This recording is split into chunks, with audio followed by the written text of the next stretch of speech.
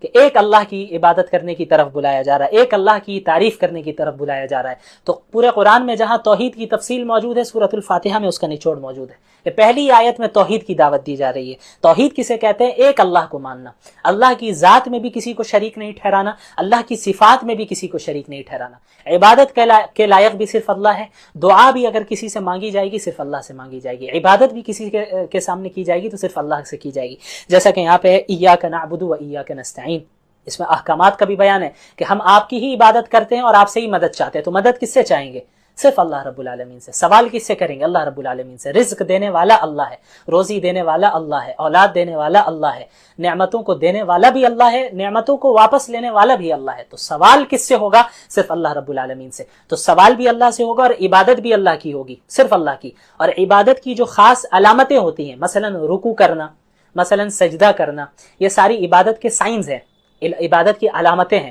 تو عبادت کی علامتیں بھی اللہ کے ساتھ خاص ہیں۔ اگر کوئی آپ دیوار کے سامنے سجدہ کریں، یعنی دیوار کو سجدہ کریں، کسی درخت کو سجدہ کریں، درخت کے سامنے رکوع کریں، کسی انسان کے سامنے آپ رکوع کریں، سجدہ کریں، تو یہ بالکل جائز نہیں ہے، کیونکہ رکوع کرنا، سجدہ کرنا یہ ایک عبادت کی علامت ہے، اور عبادت کی تمام علامتیں اللہ کے ساتھ خاص ہیں۔ تو رکوع، سجدہ، نماز، روزہ، ذکر اور ساری چیزیں صرف اللہ کے لیے کی جائیں گی۔ وَإِيَّاكَ نَسْتَعِينُ، اور ہم مدد بھی آپ سے ہی مانگتے ہیں۔ سوال، مدد اللہ سے مانگی جائے گی۔ براہ راست اللہ سے مانگنا ہمیں سیکھنا ہوگا۔ چھوٹی چیزوں کو بھی اللہ سے مانگیے۔ آپ اللہ سے بات کیجئے، جس طرح آپ بات کرتے ہیں، اپنے آپ سے بھی بعض لوگ بات کرتے ہیں، تو اپنے آپ سے بات کرنے کے بجائے اللہ سے بات کیجئے۔ یہ آپ ذہن میں رکھیے، اللہ موجود ہے، اللہ دیکھ رہا ہے، اللہ مجھ سے قریب ہے۔ اللہ نے فرمایا وَإِذَا سَأَلَكَ عِبَادِي عَنِّي فَإِنِّي قَرِيبٌ، دوسرے پارے کی آیت ہے، اس کی تشریح انشاءاللہ کل کروں گا، میں ایک نکتہ بتاؤں گا اللہ نے چاہا تو، کہ جب میرے بندے آپ سے میرے بارے میں پوچھیں تو آپ بتا دیں کہ ہم ان سے قریب ہیں۔ تو اللہ ہم سے کہہ رہے ہیں کہ ہم تم سے قریب ہیں، تو پھر ہمیں دور جانے کی ضرورت نہیں ہے نا۔ ہم جب اللہ قریب ہے تو اللہ سے بات کریں گے۔ سارے انسان دور ہیں، ساری مخلوقات دھوکہ دیتی ہیں، ساری مخلوقات ایسی ہیں جو آپ کا ساتھ چھوڑ دینے والی ہیں، لیکن اللہ کی ذات ایک ایسی واحد ذات ہے جو ہر وقت آپ کا ساتھ دینے والی ہے۔ اللہ کی ذات ایک ایسی ذات ہے جو آپ کو ایمان کی طرف بلا رہی ہے، جنت کی طرف بلا رہی ہے۔ دنیا اور دنیا داری تو دوزخ کی طرف بلاتی ہے۔ تو ہمیں اللہ کی طرف جانا ہے، اللہ سے مانگنا ہے۔ تو دعا بھی اللہ سے، سوال بھی اللہ سے۔ اس کے علاوہ صراط الذین انعمت علیہم، اس میں ان لوگوں کا ذکر ہے کہ جن کے ساتھ ہمیں شریک ہونا ہے، ہمیں کن لوگوں کو فالو کرنا ہے اور کنہیں فالو نہیں کرنا ہے، سورہ فاتحہ میں ہی بتا دیا گیا۔ خلاصہ، بریفلی، تفصیل تو پورے قرآن میں موجود ہے۔ فالو کرنا ہے ہمیں صراط الذین انعمت علیہم، ان لوگوں کا راستہ فالو کرنا ہے جن پر اللہ نے انعام کیا۔ اب وہ کون سے لوگ ہیں؟ اسے دوسری جگہ اللہ نے فرمایا مع النبیین والصدیقین والشہداء والصالحین، کہ نبی ہیں، انبیاء کو فالو کرنا ہے، پروفٹس کو فالو کرنا ہے، جو معصوم ہوتے ہیں، گناہ ان سے ہو نہیں سکتے، وہ انبیاء علیہ الصلاۃ والسلام ہے، انہیں فالو کرنا ہے۔ والصدیقین، اور صدیقین کو فالو کرنا ہے، اور صحابہ کرام کو فالو کرنا ہے۔ والشہداء، اور جو شہید ہو گئے اللہ کے راستے میں ایمان اور اعمال صالحہ کے ساتھ اللہ کے لیے لڑتے ہوئے شہید ہوئے، ان شہداء کو فالو کرنا ہے۔ والصالحین، اور نیک لوگوں کو فالو کرنا ہے، اچھے لوگوں کو فالو کرنا ہے، سلف صالحین کو فالو کرنا ہے، کہ ان حضرات وہ حضرات ہیں جو کتاب و سنت کے مطابق عمل کرتے ہیں۔ ہم انہی حضرات کے راستے کی طرف ہدایت کی دعا اللہ سے ہر نماز میں مانگتے ہیں، صراط الذین انعمت علیہم۔ اور کن لوگوں کے ساتھ نہیں ہونا ہے؟ غیر المغضوب علیہم ولا الضالین، ان لوگوں کا راستہ نہ دکھائیے یا اللہ، ہمیں ان لوگوں کو فالو نہیں کرنا ہے جو مغضوب ہے، مغضوب علیہم۔ مغضوب علیہم کا کیا مطلب ہوتا ہے؟ جن پر اللہ کا غضب نازل ہوا، جن پر اللہ کا غصہ نازل ہوا۔ یہ کون لوگ ہیں؟ مفسرین نے بتایا کہ یہود ہیں۔ تو یہود کیسے ہو گئے مغضوب علیہم؟ ان کے پاس علم موجود تھا، تورات کا علم تھا، تورات میں مذکور تھا کہ محمد رسول اللہ صلی اللہ علیہ وسلم آخری نبی آئیں گے، لیکن انہوں نے ریجیکٹ کر دیا، علم ہونے کے بعد بھی عمل نہیں کیا۔ تو جو لوگ علم ہونے کے باوجود اللہ کی نافرمانی کرتے ہیں، عمل نہیں کرتے، وہ مغضوب علیہم ہیں، ان پر اللہ کا غضب نازل ہوتا ہے۔ تو ہم سب پناہ چاہتے ہیں ایسے افراد میں ہم داخل نہ ہو، اور ولا الضالین، اور نہ ہی ہم ضالین میں ہونا چاہتے ہیں۔ ضالین کون ہے؟ جو لوگ گمراہ ہیں، سیدھے راستے سے بھٹکے ہوئے، یہ وہ لوگ ہیں جن کے پاس علم ہی نہیں ہے، علم کے بغیر عمل کرتے ہیں۔ اور ظاہر ہے جب علم کے بغیر عمل کیا جائے گا تو پھر بدعات داخل ہو جائیں گی، خرافات داخل ہو جائیں گی، اور آپ ادھر ادھر بھٹکنے لگیں گے، سیدھے راستے سے ہٹ جائیں گے۔ تو یہ ضالین ہے، جن میں نصارہ کو مفسرین نے ذکر کیا ہے۔ تو نہ ہمیں ایسا بننا ہے کہ علم ہونے کے باوجود ہم عمل نہ کریں، اور نہ ایسا کرنا ہے کہ ہم اندھی تقلید کریں، بلائنڈلی فالو کریں کسی کو بھی، علم نہیں ہے بس جو کر رہا ہے ہم بھی کرنے لگ جائیں، یہ بھی نہیں۔ ہمیں کتاب و سنت اور سلف صالحین کو تھامے رکھنا ہے۔ بہرحال سورۃ الفاتحہ یہ بہت اہم صورت ہے، اس کا خلاصہ مختصراً میں نے بتا دیا۔ اس کے بعد سورۃ الفاتحہ کے بعد جس سورت کی ابتدا ہوتی ہے اسے سورۃ البقرہ کہتے ہیں۔ اب بقرہ کا مطلب کیا ہوا؟ ہم نے سب سنا ہے سورۃ البقرہ، سورۃ البقرہ، بقرہ کا مطلب کیا ہوتا ہے؟ دیکھیں بقرہ گائے کو کہتے ہیں، بقرہ گائے کو کہتے ہیں۔ تو اس سورت کو گائے کی سورت کیوں کہا جاتا ہے، گائے والی سورت کیوں کہا جاتا ہے؟ کیونکہ اس سورت میں بنی اسرائیل کا ایک خاص واقعہ ذکر کیا گیا ہے، جس واقعے کا گائے سے تعلق ہے، بقرہ سے تعلق ہے، تو اس مناسبت سے اس سورت کو سورۃ البقرہ کہا جاتا ہے۔ وہ واقعہ کیا ہے اسی پارے میں وہ یہ ہے کہ حضرت موسیٰ علیہ السلام کے دور میں بنی اسرائیل میں ایک شخص کا قتل کر دیا جاتا ہے، یعنی ایک شخص کو قتل کر دیا جاتا ہے، اور کس نے قتل کیا، قاتل کون ہوتا ہے یہ معلوم نہیں چلتا ہے۔ تو بنی اسرائیل کے لوگ آتے ہیں اللہ کے نبی حضرت موسیٰ علیہ السلام کے پاس، اور آ کر عرض کرتے ہیں کہ اے موسیٰ علیہ السلام، ہمیں اس کے قاتل کا پتہ ہی نہیں چل رہا ہے کہ کس نے اسے قتل کر دیا ہے، آپ اللہ رب العالمین سے دعا کریں کہ ہمیں قاتل کا پتہ بتا دیں۔ تو حضرت موسیٰ علیہ السلام دعا کرتے ہیں، دعا کرنے کے بعد اللہ رب العالمین کی طرف سے حکم ہوتا ہے کہ ان سے کہو کہ ایک گائے کو ذبح کریں، اور پھر ذبح کرنے کے بعد اسی گائے کے ایک حصے سے اس مقتول کو، یعنی جو مر چکا ہے، جس کا قتل کیا گیا ہے، اس کے باڈی میں ٹچ کریں۔ تو اس سے ہوگا یہ کہ وہ انسان دوبارہ زندہ ہوگا اور یہ بتا دے گا کہ قاتل کون ہے، مجھے کس نے مارا، اور بتا کر پھر مر جائے گا۔ تو یہ ایک معجزہ تھا جسے حضرت موسیٰ علیہ السلام کے ذریعے صادر کروانا تھا اللہ رب العالمین کو۔ تو ایسا ہی ہوا، پھر پوری تفصیلات ہے، چونکہ یہ مجھے خلاصہ بیان کرنا ہے تو میں زیادہ ڈیٹیل میں نہیں جاؤں گا۔ بڑے آسانی سے، ایسا نہیں ہوا انہوں نے ذبح کیا، جو بنی اسرائیل کی عادت ہے، وہ عادت کیا تھی میں ابھی بتاتا ہوں آپ کو۔ تو ہوا یہ کہ ذبح کیا ان لوگوں نے آخر میں، اور پھر اس گائے کے ایک حصے سے اس مقتول کو ٹچ کیا، اور وہ مقتول زندہ ہوا اور قاتل کا پتہ بتا دیا۔ تو یہ کرانے کا ایک یہ جو معجزہ تھا، اس کا ایک خاص مقصد بھی تھا اللہ رب العالمین کا۔ ایک مقصد تو بہت بڑا یہ تھا کہ بہت سے لوگ بنی اسرائیل میں ایسے تھے جو بعث بعد الموت کے قائل نہیں تھے، یعنی موت کے بعد ہم دوبارہ زندہ ہوں گے آخرت کے لیے، اس کا عقیدہ نہیں تھا ان کے یہاں۔ تو اللہ رب العالمین نے اس معجزے کے ذریعے انہیں دکھایا کہ دیکھو جس طرح اس گائے کو تم نے ذبح کر دیا تھا، یہ گائے مر چکی تھی، لیکن اس کے بعد اللہ نے اسے دوبارہ زندہ کیا، تو اسی طرح تم کو بھی زندہ کر دینا یہ کوئی بڑی بات نہیں ہے اللہ رب العالمین کے لیے، اللہ بڑی آسانی سے ایسا کر سکتا ہے۔ اس کے علاوہ بنی اسرائیل چونکہ بہت ایسی قوم تھی جو اللہ کی نعمتوں کی ناشکری کیا کرتی تھی، ہر جگہ اللہ رب العالمین، اور اس پارے میں تقریباً پہلے پارے میں بنی اسرائیل کا ہی ذکر ہے، وہ ان کی سب سے بڑی خرابی یہ تھی کہ اللہ کی نعمتوں کی ناشکری کیا کرتے تھے۔ دعویٰ تو تھا کہ ہم موسیٰ کے ماننے والے ہیں، ٹھیک ہمارے طرح، ہم اور آپ جیسے آج ہے ویسے ہی تھے وہ، ہم دعویٰ کرتے ہیں کہ ہم محمد الرسول اللہ کے فالوورز ہیں، لیکن جب عمل کرنے کا ٹائم آتا ہے تو رسول اللہ کی مخالفت کرتے ہیں، رسول اللہ کی سنتوں کو ہی ترک کرتے ہیں۔ ہم جیسا کرتے ہیں ویسے ہی وہ کرتے تھے، وہ مانتے تھے، حضرت موسیٰ کو سامنے کہتے تھے ٹھیک ہے آپ کے ساتھ ہم چل رہے ہیں، فرعون کے پاس سے بچ کر بھاگ رہے ہیں یہ لوگ حضرت موسیٰ علیہ السلام کے پاس کے ساتھ، آگے سمندر ہے، پیچھے اس کا لشکر موجود ہے فرعون کا، تو اب حضرت موسیٰ کو کہہ رہے بھائی کیا ہوا، خامخواہ آپ ہم کو لے کر آ گئے، اچھا تھا ہم غلامی ہی کر رہے تھے، وہی صحیح تھا، اب آگے سمندر ہے ہم کیسے جائیں گے۔ تو جب اپنا مطلب انہیں نظر آتا تو حضرت موسیٰ کی اتباع کرتے، لیکن جہاں اب تھوڑی سی فراخی آ جاتی اور دیکھتے ہیں کہ بھائی اب تو مسئلہ نہیں ہے، تو حضرت موسیٰ کی ہی نافرمانی کرنے لگ جاتے تھے۔ اللہ تعالیٰ نے ان پر کتنی نعمتیں کی، فرعون سے بچایا، سمندر کو پھاڑ کر بیچ سے راستہ نکالا، آسمان سے من اور سلوہ نازل کیا، طرح طرح کی چیزیں نعمتیں ان کو دی، لیکن بار بار گمراہی میں جاتے، یہ اپنی مرضی سے جاتے۔ یہی ہوا کہ جب حضرت موسیٰ علیہ السلام حضرت فرعون کے پاس، حضرت فرعون نہیں، وہ فرعون کے پاس سے جو ہے بچ کر نکل آئے، اللہ نے انہیں نجات دے دی، تو ہوا یہ کہ بنی اسرائیل ایک قوم کے پاس سے گزرنے کے بعد وہ قوم ایسی تھی جو ایک بتوں کی عبادت کرتی تھی، تو انہیں دیکھ کر مزہ آیا کہ ارے موسیٰ علیہ السلام یہ قوم تو جو ہے عبادت کر رہی ہے بتوں کی، تو آپ بھی ایک خدا بنا کے دیجئے نا، آپ بھی ایک بت ہمیں بنا کر دیجئے جس کی ہم عبادت کریں۔ تو حضرت موسیٰ بھی پریشان، یار یہ کیسی جاہل قوم ہے کہ جن کو ہم نے اللہ کے پاس سے بچایا، اللہ رب العالمین کے فضل سے اللہ رب العالمین نے انہیں بچایا، ظلم سے بچایا، فرعون کے ظلم سے بچایا، نجات دے دی توحید کی دعوت کی بنیاد پہ، توحید کے قائل ہونے کی بنیاد پہ، اور اس نے جو ہے بتوں کو دیکھ لیا اور پھر کہہ رہی ہے کہ یہ قوم کے اب بت ہمیں بھی بنا کر دے دیں۔ تو حضرت یہ آیت ہے اجعل لنا الہا کما لہم آلہہ۔ بہرحال تو ہوا یہ کہ حضرت موسیٰ علیہ السلام کو اللہ رب العالمین نے تورات دینے کے لیے کوہ طور پر بلایا تھا 40 راتوں کے لیے، اس کی تفصیل گزرے گی جب میں انشاءاللہ بتاؤں گا۔ تو ان دنوں میں ہوا یہ کہ یہ جو قوم تھی بنی اسرائیل، حضرت موسیٰ چونکہ موجود نہیں تھے وہاں پہ، تو انہوں نے کیا کیا کہ انہوں نے ایک بچڑا بنا لیا، یعنی ایک بچڑے کو معبود بنا لیا اپنا، ایک پتلا تھا بچڑے کا، اس کی عبادت کرنے لگ گئے. تو ان کے اندر گائے کی عظمت، تقدس کہیں نہ کہیں ان کے دل میں چھپی ہوئی تھی. تو اللہ رب العالمین نے مقتول کو کے قاتل کو پتہ لگوانے کے لیے گائے کو ذبح کرنے کا حکم جو دیا، اس میں جہاں بہت ساری حکمتیں تھیں، ان میں ایک یہ بھی حکمت تھی کہ جس کی عظمت، تقدس جس کا ان کے اندر بیٹھ چکا ہے، جنہیں وہ خدا سے ملاتے ہیں، تو انہیں احساس ہو کہ جب وہ ذبح کر رہے ہیں تو یہ خدا، یہ چیز خدا یا یہ جانور خدا نہیں ہو سکتا. اللہ رب العالمین ہی ایک واحد ذات ہے، واحد خدا ہے.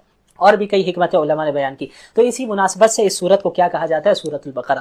اچھا، ابتدا ہوتی ہے سورت کی الف لام میم سے. الف لام میم حروف مقطعات میں سے ہے. حروف مقطعات کسے کہتے ہیں؟ آپ نے قرآن کی بہت سی سورتوں میں دیکھا ہوگا، الف لام میم، الف لام را، ہا میم، نون، قاف، کاف، ہا یا عین صاد، یہ سارے آپ نے پڑھے ہوں گے حروف کو. تو ان حروف کو حروف مقطعات کہتے ہیں. مقطعات کا مطلب کیا ہوتا ہے؟ جو الگ الگ ہو، الگ الگ. تو الف لام میم یہ الگ الگ حرف ہیں.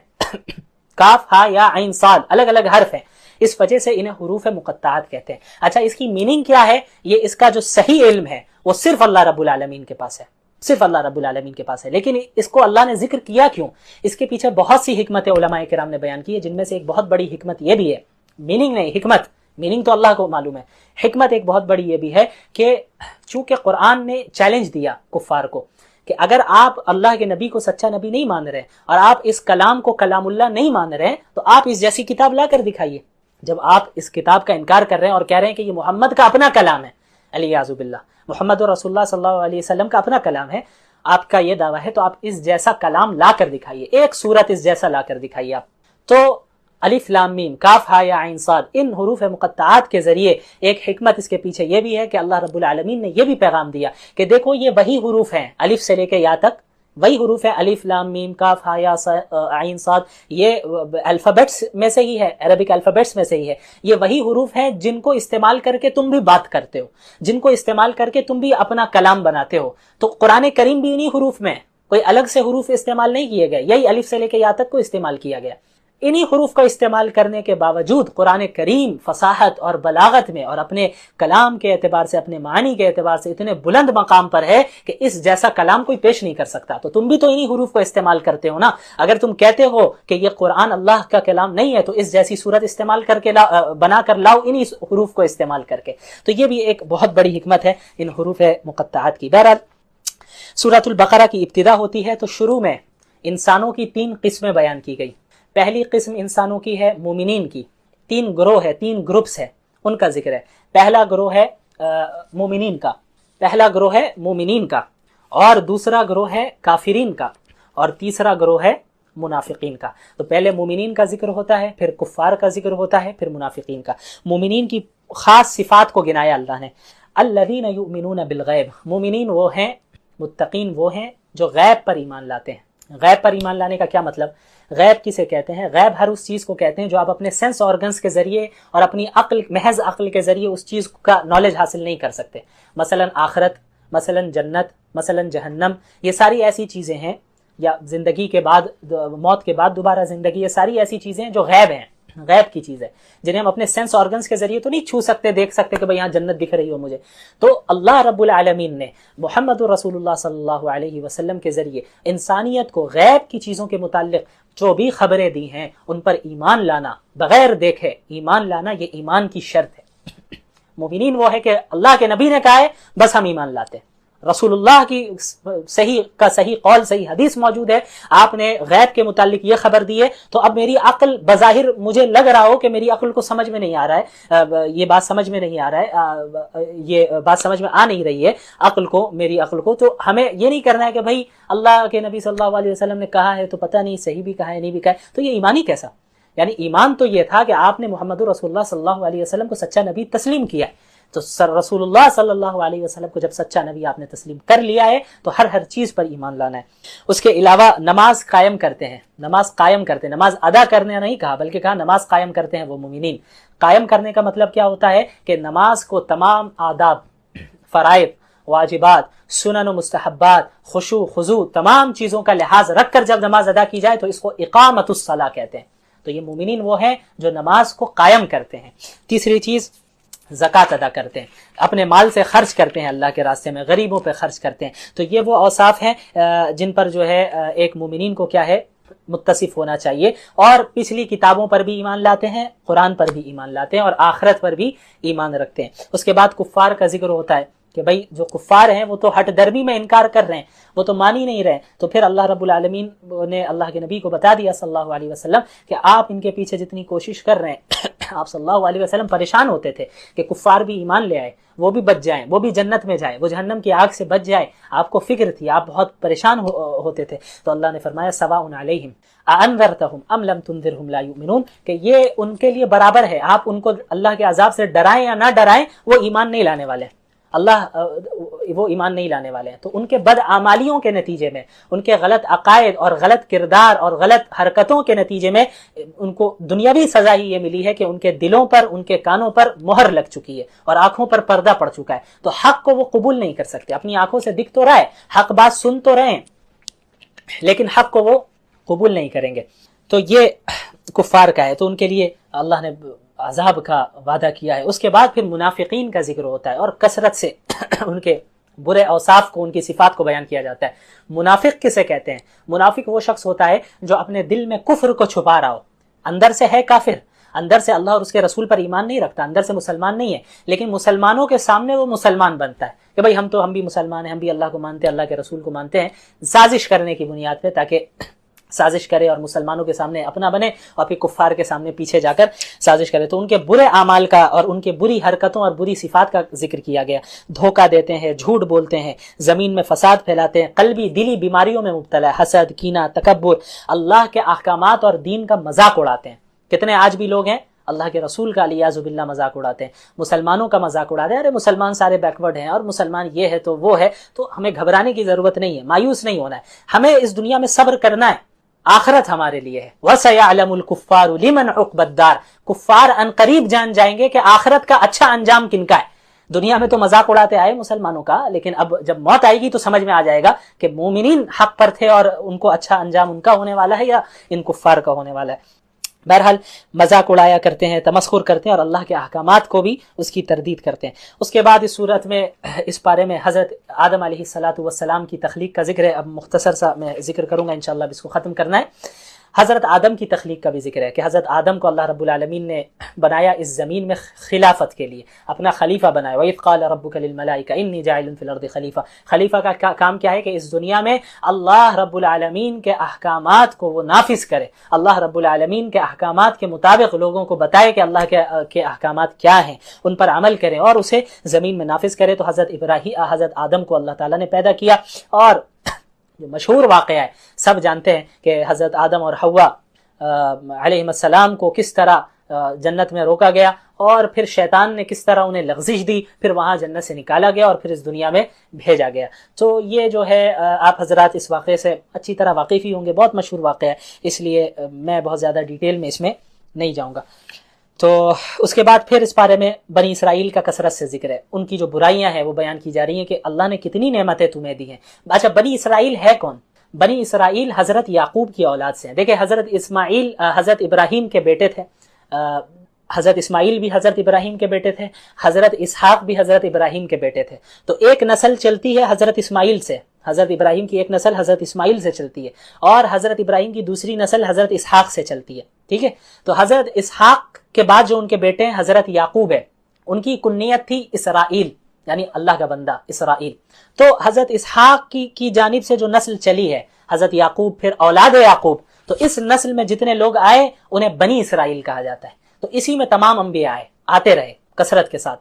اچھا، حضرت ابراہیم کے بعد جو حضرت اسماعیل ہیں ان کی جو نسل چلی، تو حضرت اسماعیل کے بعد اور کوئی نبی نہیں آئے، آخر میں ڈائریکٹ محمد الرسول اللہ صلی اللہ علیہ وسلم آئے. تو محمد الرسول اللہ صلی اللہ علیہ وسلم حضرت اسماعیل کی نسل سے تھے. تو یہ حضرت اسحاق کی جو نسل چلی، حضرت اسحاق، پھر یعقوب، اور پھر نیچے جو نسل چلی، انہیں بنی اسرائیل کہتے ہیں. تو ان میں کثرت سے اللہ تعالیٰ نے انبیاء کو بھیجا ہے. تو ان پر اتنی نعمتیں کی، اس کے باوجود اللہ کی نافرمانی کرتے. کئی انبیاء کو بنی اسرائیل نے قتل کیا اور دعویٰ ہوتا تھا کہ بھائی ہم تو انبیاء کی اولاد میں سے ہیں، ہم تو بنی اسرائیل ہیں، ہم تو حضرت ابراہیم اور یعقوب اور اسحاق کی اولاد میں سے، ہم میں انبیاء پیدا ہوتے ہیں، تو ہم تو اللہ کے محبوب ہیں. تو اللہ تعالیٰ نے انہیں جو ہے ٹھیک کیا کہ کہ بھئی اللہ کا وہی ہوگا جو عمل درست کرے گا. محض کسی خاندان میں نبی کے خاندان میں ہو جانا یہ کافی نہیں ہے نجات کے لیے. نجات تو اسی وقت ملے گی جب عقائد بھی درست ہوں گے, اعمال صالحہ بھی درست ہوں گے, انبیاء کی اتباع بھی کرو گے. تو بنی اسرائیل نے کثرت سے جو ہے خلاف ورزی کی اور نافرمانی کی. بار بار ان کی تلقین کی جا رہی ہے کہ ان کو تلقین کی جا رہی ہے کہ سیدھے راستے پہ آؤ. حضرت موسیٰ پریشان ہو جایا کرتے تھے. چند تو ہوتے تھے افراد ایسے جو بالکل اطاعت کرتے تھے, لیکن ایک بڑی تعداد ایسی ہوتی تھی جو وقتی طور پر اطاعت کرتی اور پھر نافرمانی کرنے لگ جاتی, جو ہم اور آپ جیسا کہ آج کر رہے ہیں. تو ان کو بھی بہت اللہ رب العالمین نے ان کے متعلق بہت سی باتیں سنائی ہیں. اس کے بعد ایک بہت ہی اہم بات, چونکہ ان کا ایک بہت بڑا جرم یہ بھی تھا کہ یہ تحریف کرتے تھے. تحریف کسے کہتے ہیں؟ کہ تبدیل کر دینا. اللہ کی کتاب میں تورات میں انہوں نے تبدیلی کی. اللہ نے آیت نازل کی ہے کچھ اور یہ بیان کر رہے ہیں کچھ کہ بھئی یہاں تورات میں یہ لکھا ہے, حالانکہ ایسا نہیں لکھا. تو قرآن کو بھی بعض لوگوں نے بدلنے کی کوشش کی, تو تحریف کرنے کی کوشش کی, لیکن قرآن الحمدللہ چونکہ اللہ نے اس کی حفاظت کا وعدہ لے رکھا ہے آج تک محفوظ ہے. پچھلی کتابوں کی حفاظت کا وعدہ اللہ نے نہیں لے رکھا تھا, تو اس میں تحریف ہو گئی, تبدیلی ہو گئی. تو تحریف کی بھی دو شکلیں ہوتی تھی. ایک یہ کہ آیت تو ایک ہی ہے, تورات میں ایک ورس ایک آیت نازل ہوئی, اس کی آیت وہی ہے, الفاظ میں کوئی چینجنگ نہیں کی, لیکن جس مطلب میں نازل ہوئی اس کے علاوہ اپنے طرف سے مطلب بناتے, نہیں اس کا یہ نہیں, اس کا یہ مطلب ہے. تو یہ بھی تحریف ہے. اور دوسری چیز یہ ہے کہ وہ الفاظ کو بھی بدل دیا کرتے تھے. تو آج جو ہمارے پاس تورات موجود ہے, انجیل موجود ہے, بائبل موجود ہے, تو وہ اپنی اصل صورت میں نہیں ہے, اس میں تبدیلیاں آ چکی ہیں. تو یہ تحریف بھی بہت بڑا جرم تھا, تو یہ بھی وہ کیا کرتے تھے. اس کے بعد پھر وہی اس کا ذکر ہے بقرہ کا جو میں نے پہلے ہی بتا دیا. اس کے بعد ہاروت اور ماروت کا ذکر ہے. ہاروت اور ماروت دو اچھا, یہودیوں میں ایک بہت بڑا جرم سحر کا بھی تھا.